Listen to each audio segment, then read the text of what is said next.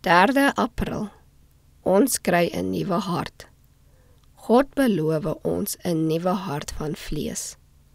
En ek sal julle 'n nuwe hart gee, en 'n nuwe gees in julle binneste gee. En ek sal die hart van klip uit julle vlees wegneem, en julle 'n hart van vlees gee. Esegiel 36, vers 26. Vir al die jong mense struikel oor hierdie sinsnede, 'n nuwe hart. Hulle weet nie wat dit beteken nie. Hulle verwag dat daar 'n besondere verandering in hulle gevoelens sal plaasvind. Dit noem hulle bekering. Oor hierdie dwaling het duisende tot hulle ondergang gestruikel, omdat hulle die uitdrukking, julle moet weergebore word, nie verstaan nie. As Jesus van die nuwe hart praat, bedoel hy die verstand, die lewe, die hele wese. Om 'n verandering van hart te ondergaan, beteken om die geneedhede van die wêreld te onttrek en hulle op Christus te vestig. Om 'n nuwe hart te hê, beteken om 'n nuwe verstand, nuwe doelstellings, nuwe motiewe te hê. Wat is die teken van 'n nuwe hart? 'n veranderde lewe. Selfsug en hoogmoed sterf daagliks, elke uur.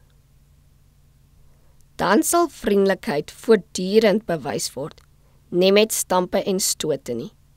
Daar sal besliste verandering wees in die houding, die gedrag, die woorde en die optrede teenoor almal met wie mens op enige manier verbonde is.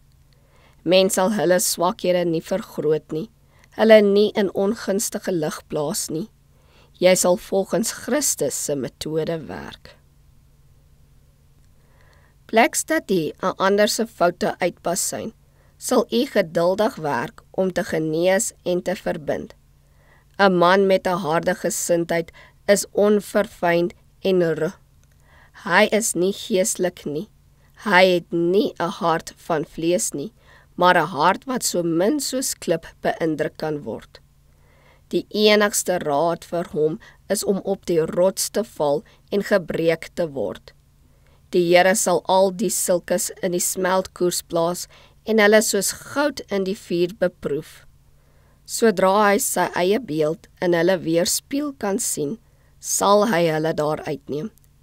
Die geloof van Christus moet van die hele lewe besit neem en al ons vermoëns versterk, hernie, reinig en verfyn. Daar is geen vertoon of hoogklinkende woorde nie, net 'n opregte, onselfsugtige lewe.